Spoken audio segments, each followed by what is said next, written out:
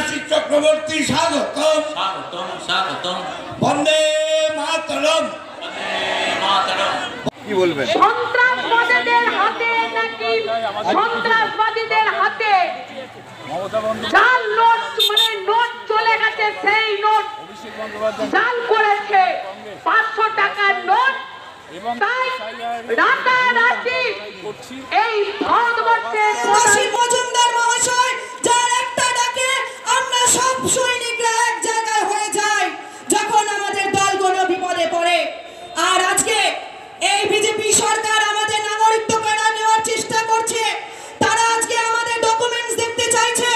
আমি আপনাদেরকে বলছি এর বিরুদ্ধে এই প্রতিবাদ সমাবেশে উপস্থিত আছেন এই মঞ্চে আমাদের সাংগঠনিক জেলার চেয়ারপারসন বিধায়ক অসীমা পাত্র, উপস্থিত যে হিন্দুরা। আমি বলবো যে বিজেপি বাংলার এই 10 কোটির বেশি মানুষকে